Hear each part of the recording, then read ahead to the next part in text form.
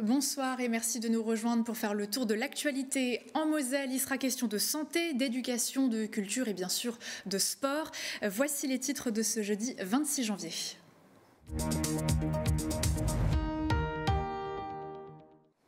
Dans cette édition, nous reviendrons sur la signature d'une convention entre les Pays de Bitche et de Sarrebourg-Sud pour développer le dispositif Territoires éducatifs ruraux. Découvrez-en les bénéfices pour près de 5000 élèves mosellans. Focus également sur du popcorn made in Moselle. Il est produit au cœur de la ferme Langue à Ormersvillers. Les habitants ont pu en déguster lors de journées portes ouvertes. Et puis Metz Handball a pris une option pour le titre de champion de France. Les Dragons se sont imposés hier sur le terrain de leur dauphine, les Rebelles de Brest, 23-19, et confortent leur première place avec 4 longueurs d'avance. Côté ciel, la journée de vendredi s'annonce mitigée. Quelques chutes de neige éparses sont attendues à l'est de la Moselle, ainsi que des éclaircies en alternance avec un ciel couvert tout au long de la journée. Le thermomètre affichera -2 à 4 degrés. Notre invité ce soir est Bertrand Mertz. Bonsoir. Bonsoir. Vous êtes l'ancien maire de Thionville. Vous êtes actuellement avocat et signataire d'une tribune pour défendre les droits publics, le droit de grève, le droit au logement, encore le droit de la presse, entre autres. C'est une tribune que nous allons détailler dans quelques instants ensemble. On va d'abord développer le reste de l'actualité.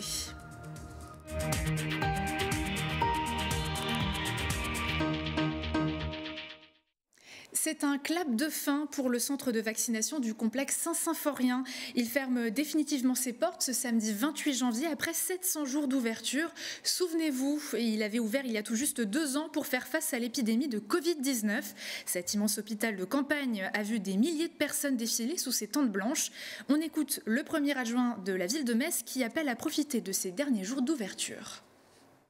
Au bout de 2 ans de fonctionnement non-stop, on va probablement le fermer à la fin du mois. Donc j'invite ceux qui ne sont pas à jour dans leur vaccination à y aller au plus vite parce que d'ici la fin du mois, il n'y aura probablement pas ce centre et il y aura quelques petits soucis pour trouver un centre ouvert tout le temps pour faire la vaccination. Donc allez vous faire vacciner au plus vite, c'est pour ceux qui sont en retard.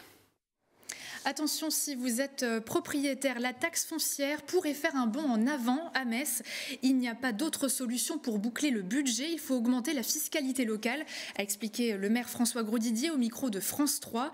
La hausse en question est estimée à 14,3% pour cette année, soit 4,5 points de plus sur le taux de la part communale. Alors l'explication donnée par l'élu est double. La facture énergétique bien salée en pleine crise de l'énergie, mais aussi la revalorisation des indices des fonctionnaires, soit 15 millions d'euros à compenser. Cette hausse de taxe foncière devrait être votée au conseil municipal en mars prochain. Les contribuables, quant à eux, recevront leur avis d'imposition en septembre. Offrir les mêmes chances de réussite pour chaque enfant, quelle que soit son origine sociale ou encore son lieu de résidence, tel est l'objectif des territoires éducatifs ruraux. Une convention pour les secteurs du Pays de Bitche et de Sarrebourg-Sud a officiellement été signée ce jeudi au collège des Deux-Sarres à Lorquin, en présence du recteur de l'académie, du président du département, Patrick Weyten. Découvrez concrètement ce que ce dispositif va apporter à près de 5000 élèves mosellans.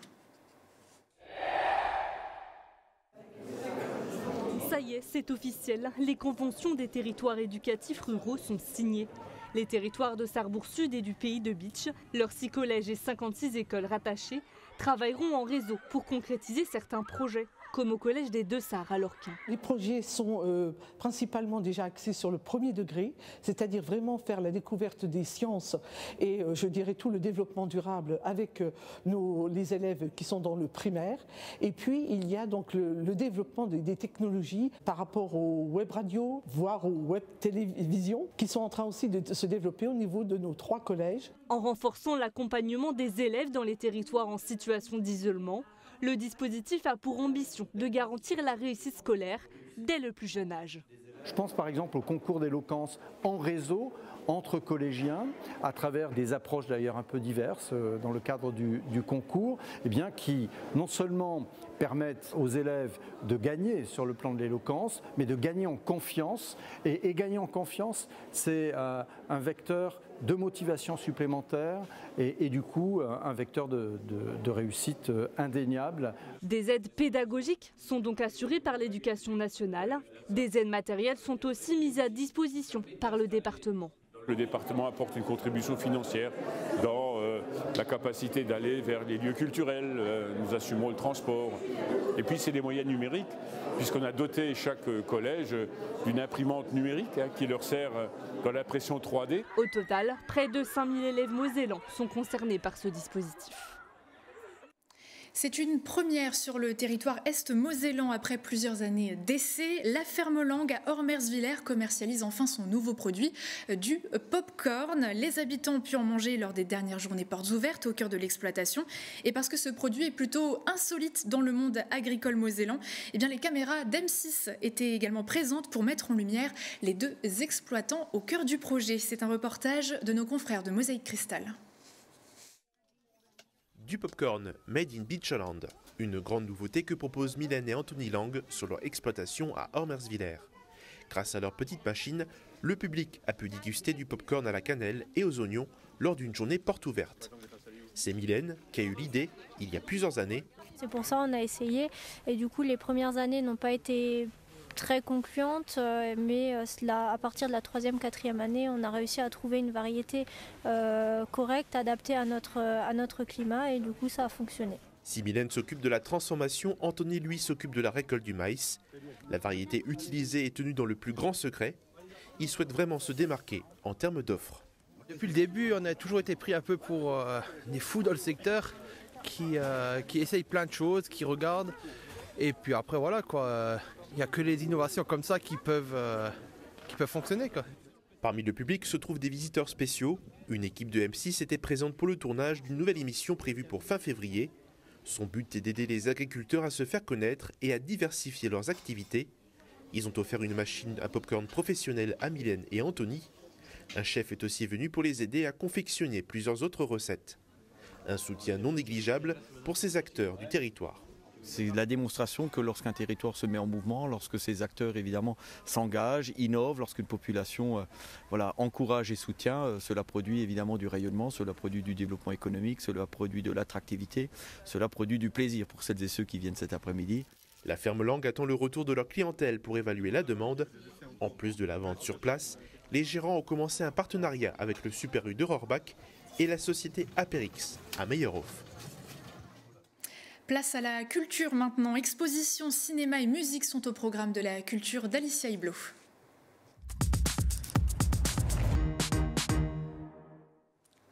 Bonsoir Alicia. Bonsoir Uranie.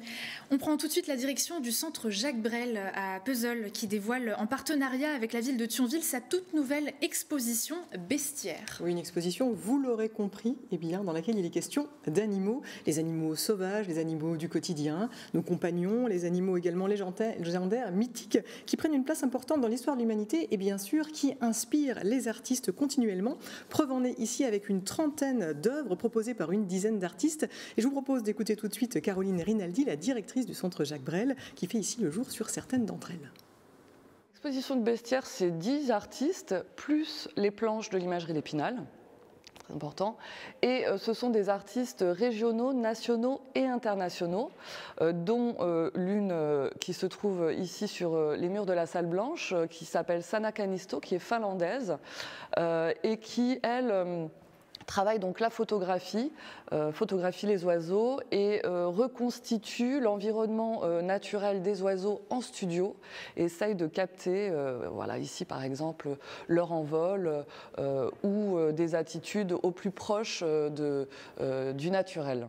On a des grands noms, on a donc Pierre Lichensky, qui est très connu, membre fondateur du mouvement Cobra, entre autres, peintre. Nous avons également le photographe Nick Brandt, qui est anglais, mais vit aux États-Unis et qui a réalisé des photos en noir et blanc superbes. de portraits d'hommes et d'animaux, tous deux en fait chassés de leur habitation naturelle suite à la crise climatique par exemple. Nous avons également une série des planches de l'imagerie d'Épinal. Ces planches étaient destinées au XVIIe siècle à instruire en fait la population et montrer des sortes d'animaux ou de races qui n'étaient pas connues, quoi.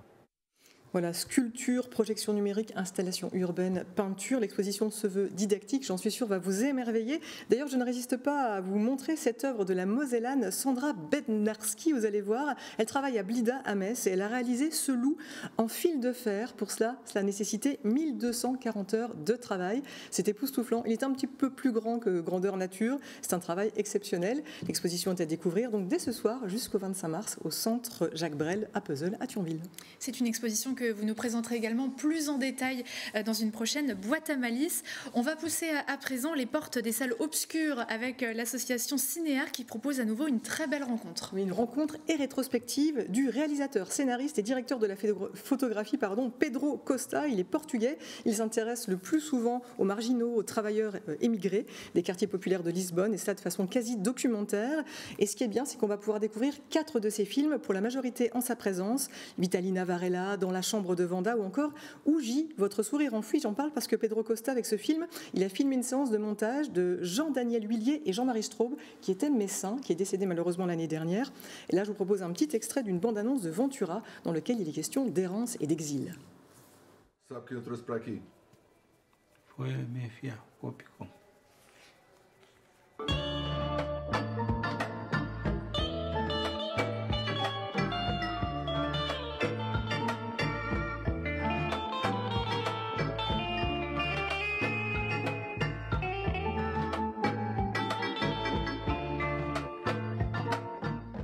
Voilà, vous l'avez vu avec ces images, il y a un vrai sens du cadrage, de l'esthétisme, de la lumière. Pedro Costa, donc cette rétrospective en sa présence, eh bien, elle a lieu donc du 31 janvier au 3 février au Club de Metz, et c'est avec Cinéar.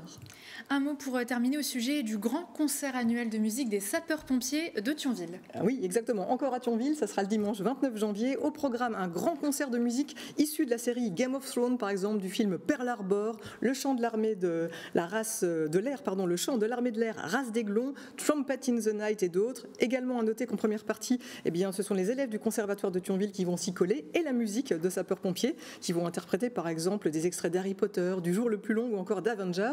2 concerts qui seront donnés au profit des associations Envol Lorraine et les pupilles des sapeurs-pompiers, donc à Thionville au théâtre le 29 janvier à 15h. Merci beaucoup Alicia, on vous retrouve évidemment la semaine prochaine, et en attendant dans la boîte à malice disponible sur notre site internet www.moselle.tv. De leur côté, le département de la Moselle et le comité national olympique philippin sont main dans la main. Après une première visite de reconnaissance en octobre dernier, le CNO philippin, conquis par les infrastructures de notre territoire, a décidé d'établir ses bases en Moselle pour les Jeux olympiques et paralympiques de 2024. Cet après-midi, les 2 parties ont signé ce protocole de coopération. On écoute tout de suite Patrick Veyton. On était en compétition avec 3 autres départements. Donc vous savez, c'est comme une compétition sportive. Quand on s'entraîne beaucoup et puis qu'à un moment, on réussit à toucher le podium et puis à être sur la première marche, ce qui est le cas ici, ben, ça fait plaisir. C'est un plaisir sportif qui pour nous est important et que je partage avec les équipes départementales sous l'autorité du directeur général Marc Ouvert, qui a fait un gros travail d'accueil, d'information, d'écoute. Et puis là, ben, on a remporté le premier prix et on signe une première convention. Il y en aura d'autres. Mais avec les Philippines, imaginez qu'on ait pu accueillir des Philippins qui viennent préparer ici les Jeux Olympiques de Paris 2024. C'est le cas, c'est fait, la convention est signée. Mais c'est une ville historique.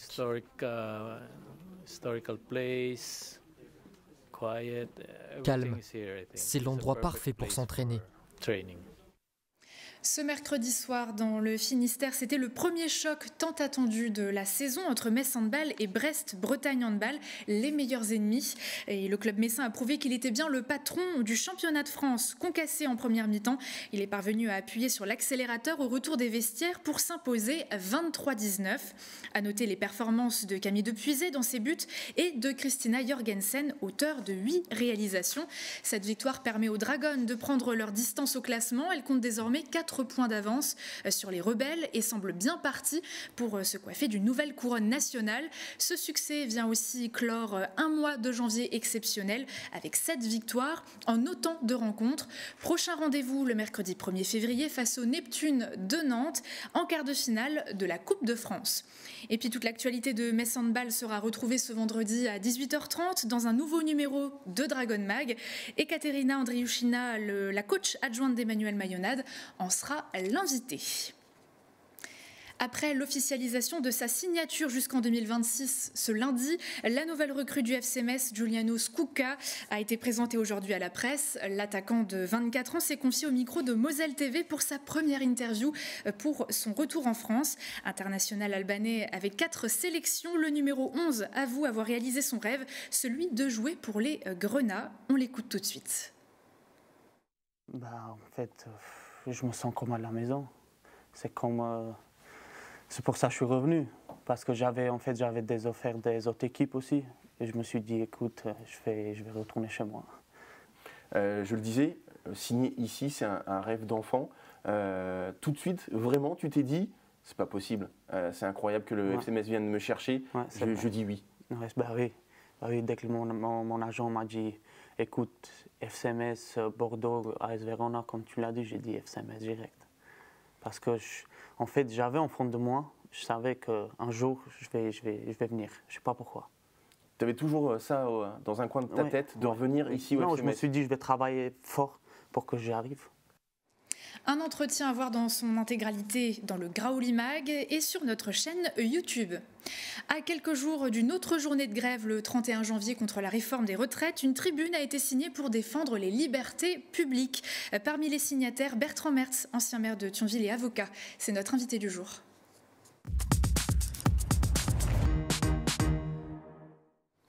Bertrand Mertz, bonsoir. Bonsoir. Avec 213 autres personnalités civiles, universitaires et politiques, vous avez signé cette tribune qui s'intitule « Face à la violence d'État, défendons nos droits partout ». C'est donc son titre. Elle a été publiée dans 2-3 médias nationaux comme Mediapart ou encore Libération.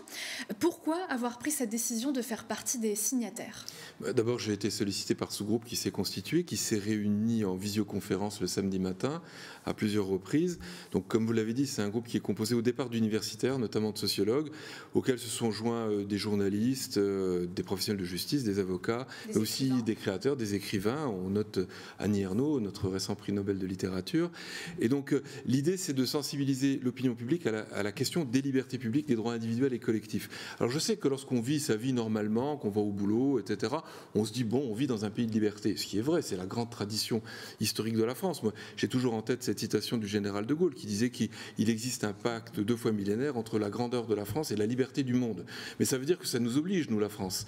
On a un devoir, on n'est pas un pays qui badine avec les libertés publiques. Et on constate que sur certains terrains, bien, les libertés publiques reculent. Et notamment, moi je l'ai constaté au moment des manifestations, des grandes manifestations, et encore récemment, encore samedi dernier, les manifestations de jeunes à Paris contre la réforme des retraites, la violence qui est exercée contre les manifestants par les forces de l'ordre est une violence excessive qui vient remettre en cause l'exercice de cette liberté fondamentale qui est la liberté de manifester. Et donc, il faut... On parle de répression presque record. Oui. Vous basez sur des faits précis ? Mais moi, je l'avais déjà constaté au moment des manifestations de Gilets jaunes. J'ai défendu des Gilets jaunes devant les tribunaux correctionnels. J'avais trouvé que la répression était extrêmement forte. On se rappelle quand même qu'il y a eu des gens mutilés, blessés, des yeux crevés, des gens qui ont été ensuite emmenés dans les tribunaux. J'avais défendu, par exemple, un père et sa fille qui avaient été emmenés dans les tribunaux correctionnels, condamnés en première instance. Nous avons fait appel et devant la cour d'appel, la chambre correctionnelle, pour l'essentiel, a dit que les infractions ne tenaient pas. Et donc, on voit une répression très forte, et je le dis, nous sommes la France, nous avons une très grande tradition historique de liberté publique, c'est même l'ADN de notre pays. Et donc, il faut les défendre, et pour ça, il faut sensibiliser l'opinion publique en lui disant, vous devez être attentif à la question de vos libertés. Vous avez l'impression que les Français et les Mosellans ne sont pas écoutés, que leurs droits sont vraiment bafoués ? Je vous le disais à l'instant, si on est tranquille chez soi, qu'on ne sort pas trop, on se dit oui, bon. Mais quand on commence à bouger un peu, qu'on commence à manifester ou à s'exprimer, ou si on appartient à une minorité, on a le sentiment parfois que les libertés, les droits individuels et collectifs ne sont pas défendus autant qu'ils le devraient. Le titre est de moi d'ailleurs. Au départ, la tribune devait être une tribune pour la liberté, et j'avais fait remarquer au groupe que c'était trop général et qu'il fallait être plus juridique et donc parler des libertés publiques, ce qui correspond à une définition juridique, et puis les droits individuels et collectifs. Si par exemple on est une femme et qu'on a à se plaindre d'être maltraité, d'être violenté, bon, on a fait de grands progrès en la matière, je ne les discute pas, mais on a encore vu dans l'actualité récente que des femmes peuvent parfois se présenter dans un commissariat de police pour déposer plainte et puis ne pas être reçues tout de suite, ne pas être entendues immédiatement, avec toutes les conséquences que cela peut avoir. Et donc même si des progrès réels ont été faits, et je ne les conteste pas et je m'en félicite, il y a encore des progrès à faire de ce point de vue-là. Vous parlez aussi de défiance des citoyens envers le système actuel et de la démocratie. Est-ce que vous la comprenez, cette défiance ? Alors récemment, je me suis exprimé dans les colonnes de votre confrère Le Républicain Lorrain sur la situation de la justice. Et je disais que la justice dysfonctionne et que nos citoyens perdent confiance. Et je n'en fais pas le procès aux magistrats, hein. C'est un manque de moyens avant tout et d'effectifs humains. Mais aujourd'hui, si vous allez déposer une plainte dans un commissariat de police pour des faits un peu compliqués, en général, vous n'en entendez plus parler pendant des mois, voire des années. Et donc, le droit perd son caractère effectif si il n'est pas sanctionné rapidement, en tous les cas dans un délai raisonnable, par une décision de justice si c'est nécessaire. Donc là encore, ce dysfonctionnement des services publics, il atteint la justice. Mais la justice, je dirais que c'est un service public un peu à part, parce que quand tout dysfonctionne, on attend de la justice que justement elle rétablisse le bon droit. Si elle n'est plus en moyen, elle n'a plus les moyens de le faire, eh bien c'est l'état de droit en lui-même qui est atteint, et c'est très grave, notamment pour un Français, parce que je le disais tout à l'heure, on est la France, hein, on n'est pas un pays qui badine avec la liberté et avec les droits. Alors, dans cette tribune, il y a des mots forts. Vous parlez de sensibilisation de la population. Est-ce qu'il y a un autre message derrière pour le gouvernement ? Est-ce que derrière, c'est une action quelque part ? Notamment, s'agissant des manifestations qui ont commencé à l'égard en direction du gouvernement à propos de la réforme des retraites. Hein. Et je ne prends pas position sur la réforme en elle-même, j'ai eu mon opinion, mais je dis simplement que le gouvernement ne doit pas remettre en cause le droit de manifester par une répression excessive. Que les forces de l'ordre soient là pour encadrer, oui. Lorsqu'il y a des casseurs, ça peut arriver, il faut effectivement les interpeller. Mais je ne sais pas si vous avez vu les images samedi dernier de la répression contre les jeunes qui ont manifesté à Paris, c'est totalement intolérable et c'est inexplicable. Enfin, il n'y a aucune raison d'exercer une telle violence contre des jeunes qui viennent manifester. Alors, ça va être impossible d'être exhaustif dans notre entretien, mais vous parlez bien d'autres, le droit au logement, le droit de la presse, et j'en passe. Mais vous allez brasser ces nombreuses thématiques avec d'autres signataires lors des assises citoyennes pour les libertés publiques et la défense de nos droits individuels et collectifs. Ça se passera en février, c'est bien ça ? Non, nous commençons samedi prochain, donc après-demain, à travailler à l'organisation de ces assises. Donc elles se dérouleront dans le courant de l'année, la date n'est pas fixée. Elles réuniront donc des professionnels du droit, de la justice, mais des intellectuels, des sociologues, des universitaires, des journalistes, des auteurs, et avec l'idée d'abord de faire un travail très précis pour recenser toutes les atteintes aux libertés publiques que nous pouvons identifier. Les sociologues de ce point de vue-là travaillent beaucoup, et puis les professionnels de justice aussi. Et puis ensuite, pour essayer d'en tirer les conséquences et de faire des propositions. Moi, dans les réunions qu'on a eues, j'évoquais l'idée de créer une sorte de force de frappe pour défendre les libertés publiques et les droits individuels et collectifs. Alors, elle pourrait être composée de professionnels du droit, de la justice, d'avocats, etc., mais aussi de journalistes, d'intellectuels, de gens qui tireront le signal d'alarme à chaque fois qu'ils considéreront que des libertés fondamentales et essentielles sont remises en cause. Merci beaucoup pour votre venue sur notre plateau et à bientôt. Merci à vous. Et avant de se quitter, voici DaVinci Xi. C'est ce tout nouveau robot acquis par l'hôpital Metz-Thionville pour permettre une chirurgie moins invasive et éviter des transports, par exemple vers Nancy. L'équipement pèse près d'1 tonne et possède 4 bras articulés pour manipuler des caméras et des instruments chirurgicaux. Pour contrôler la machine, une cabine de pilotage permet aux chirurgiens d'opérer, mais également de donner les ordres lors des interventions. d'intervention. Ce robot pourra servir au service d'urologie, de gynécologie, d'ORL ou encore de chirurgie digestive. Le tout en permettant aux patients un retour plus rapide chez eux. 1,5 million d'euros ont été investis pour cet équipement de pointe. Pour la suite de votre programme, l'équipe du Graouli Mag vous attend, suivi bien sûr du match Metz-TT contre Berlin. C'est dès 19h25 sur votre chaîne de télévision. Très belle soirée sur Moselle TV et à demain.